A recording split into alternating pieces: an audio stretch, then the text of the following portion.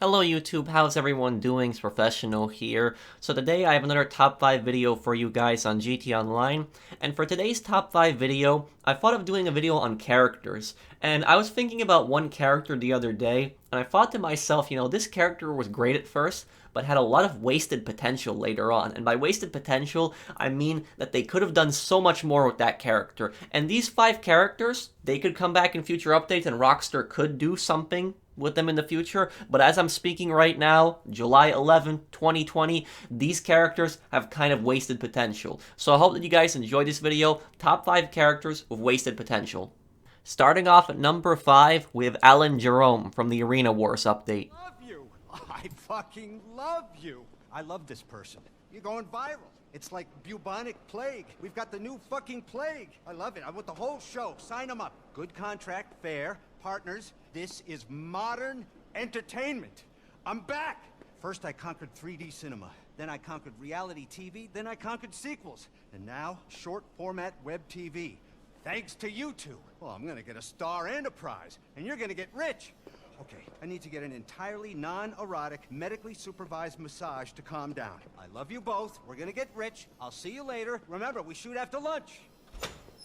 So Jerome is the creator or the producer for the Arena Wars events, and he was introduced with the Arena Wars DLC in December 2018, and this is the only time that we actually saw him. We see him once right here. This is the first time that you meet him. He comes on down the stairs, and then right after you finish your first match, he comes and greets you and talks about how we're going to get rich, though we know how that worked out with the Arena. We're not really going to talk about the Arena payouts here, but instead we're going to talk about the character of Jerome. So this guy was hyped up in this DLC, and we actually thought this guy would play a much bigger role. This guy was even on the main poster, the main art for Arena Wars. Take a look at this right here. You can clearly see Jerome in the background, but after that initial cutscene, we never see him again. Sometimes you'll hear him in the arena, but we just never see him. He could have played a much bigger role. There could have been much more cutscenes with him. They could have done some kind of arena story in free mode. There could have been some kind of cinematic missions that you had to do, something that you had to retrieve for the arena, maybe some kind of secret mission that he would send you on. Maybe if you win a specific tournament, you get greeted by him, he gives you the trophy during the tournament in some cutscene, but he does not appear at all. So basically, this hyped up this character, and I really wonder, how this voice actor felt that he only had a few lines of dialogue in the initial cutscene and then a few lines of dialogue in the Arena Wars events, and that's it. Maybe he'll come back in a future DLC, but as of right now, they hyped up this character so much, and he was never used. And I actually forgot what his name was. I had to look up his name because he was just such a forgettable character. At number 4, we have the nightclub DJs and Tony Prince. Now, the nightclub DJs, these guys were drip-fed into the game over the weeks after the After Hours update. The first DJ that we got with the initial update was Solomon. That came with the update. And each DJ had their own specific mission that you had to complete, and some of these missions were fun. Like, for instance, in the Solomon mission, you had to save Solomon and guide him while his plane was crashing. You also had the Tale of Us mission where you actually had to shoot a car off of a ramp, and you had to retrieve that one. That was also fun. We had the Black Madonna mission where we had to save her at a helipad, and we had the Dixon mission. The Dixon mission, that mission really sucked, and it was just really disappointing. It was such a generic mission that some random NPC just took his backpack and you had to retrieve it back. But regardless, these missions, you could never replay them. So you could never replay these missions. I don't understand why. Like, why are these missions not in the, why are these missions not in the online mission list? Like, why can't we replay these missions? What happens if we want to replay them? And as for Tony Prince doesn't really do much. Tony Prince just appears in the first initial cutscene for the After Hours DLC. You'll see him walking around your office, sometimes on the couch, sometimes on his computer. But the reason that I'm disappointed with Tony Prince's appearance in GTA 5 is because he had such a major appearance in GTA 4. He appeared in the original GTA 4 story, a few cutscenes, Nico saw him. He also appeared in The Lost and Damned, and he was a main character, one of the main characters, in The Ballad. So he was a major character in GTA 4. You have this huge character in GTA 4, and then you bring him back in GTA 5 for the nightclubs. He doesn't really do much. I wish there was more missions with Tony. I wish you could call Tony. He could give you some kind of services, something to do with him, some kind of mission, some kind of special abilities that he gives you, but you can't call him. You can't. If you call him, it's busy. So it's just pretty disappointing. And as for the DJs, The DJs, all you pretty much do is you just hit one button, you pay $10,000 for them, and they're switched back and forth. That's it. I wish they would have done something more with these DJs. I understand that sometimes, British Dave calls you up and says that there's a favor that the DJs need, but that's rare. I wish these guys played a much greater role. Maybe if you had these DJs on certain times, maybe on certain, weeks that there would be an event where one DJ would make you more money than the other DJ. Maybe there would be some kind of competition between players where you have to get the DJ and then get him back to the nightclub, something along those lines. But just the way the DJs and Tony were just implemented, I just did not like it personally. Next at number 3, we have Martin Madrazo. Well, apparently he's thinking about testifying against me. So I have him killed. I'm going to. So Martin Madrazo plays a pretty big role in the GTA 5 single-player campaign, and Michael first encounters him when he tears down the house that he had built for his girlfriend, because Michael thought that the tennis coach was actually there, but he was just hiding there. Martin actually then forces Michael to pay back the house, which leads to a jewelry store heist, and later on in the game he contacts Michael, and then Michael brings Trevor here, in which he wants them to assassinate his cousin who is going to testify against him.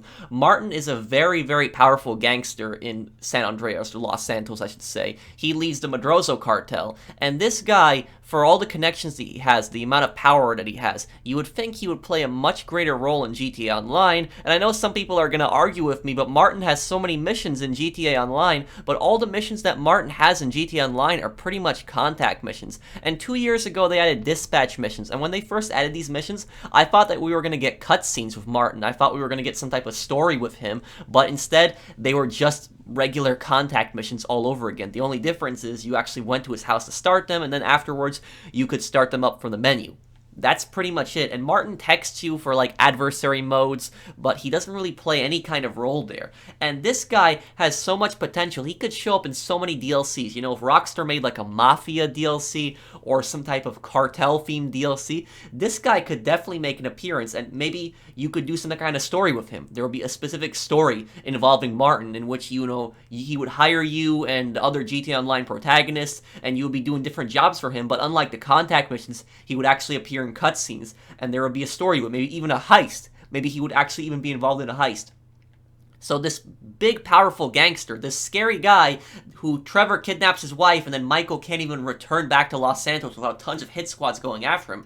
This scary guy does not really play much of a role in GTA Online. You'd think that with all the criminal adventures that our characters are getting involved in, you'd think he would make more of an appearance, but he doesn't, unfortunately.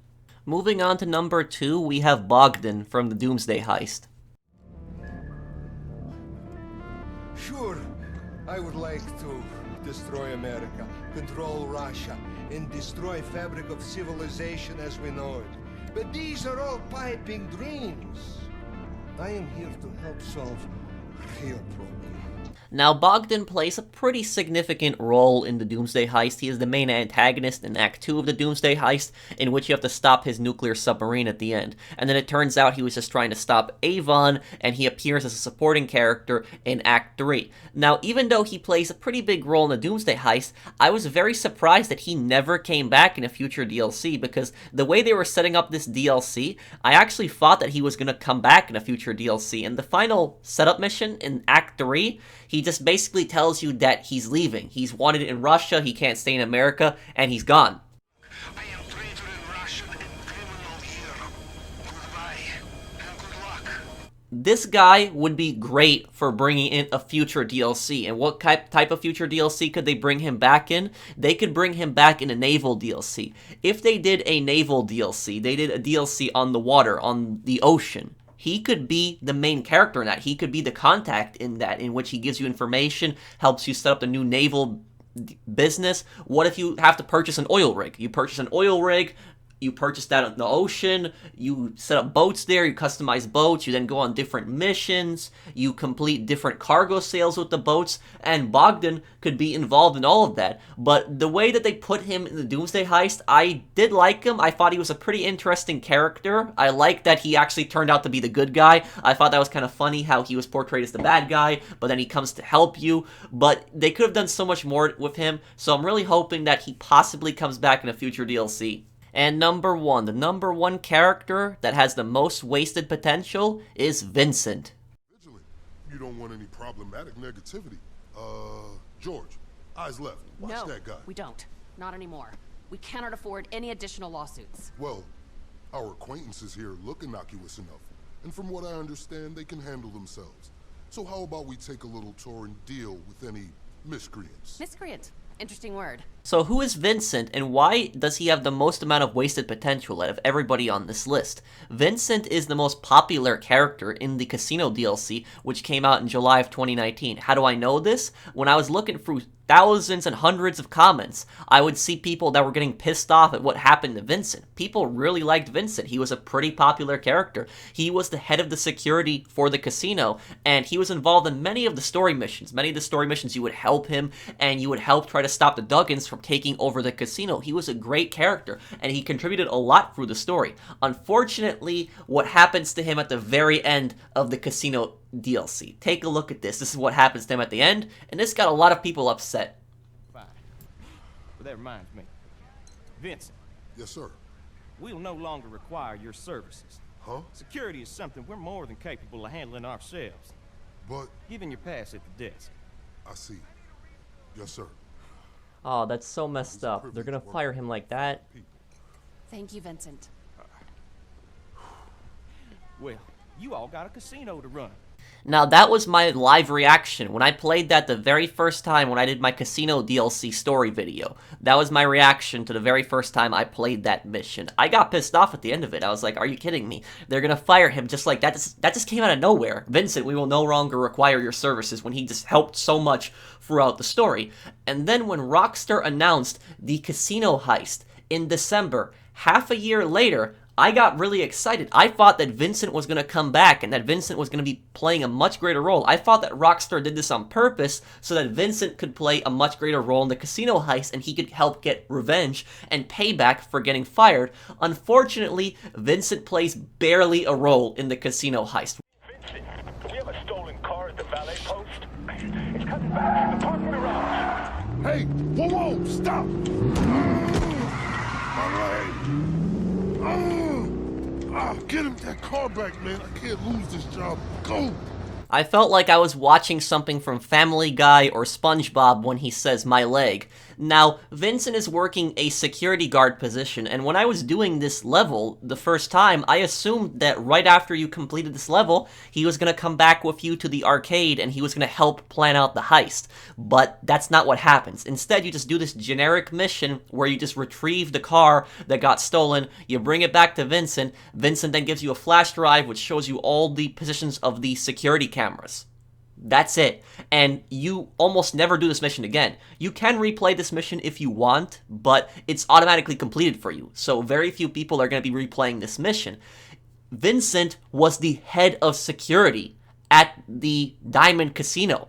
He would know the ins and outs of everything. He would know the weaknesses and the strengths of the entire casino. Rockstar made a giant miss right here. They could have brought Vincent in as a character that would help you plan out the heist. Imagine if you were going through the casino, you were casing the place out, and Vincent was talking to you on the radio. He was telling you, okay, go here, avoid this, go through this. He was helping you out. You could hire him as a heist crew member. How cool would that be? The head of security at the place. You would want that guy to be on your team if you're robbing the casino. But instead, Rockstar gave us this one single mission where this random guy runs him over, hurts his leg, and then we gotta retrieve the car. He just gives us a flash drive, and that's the last time that we saw Vincent. This was a completely wasted, missed opportunity. This character could have done so much more, played such a much greater role in the casino heist. Unfortunately, the way that it was executed was just poorly. But let me know what you guys think down below. If you guys enjoyed the video, drop a like. And if you're new to my channel, join my channel, subscribe. And I'll see you guys in the next one. Take care, everyone.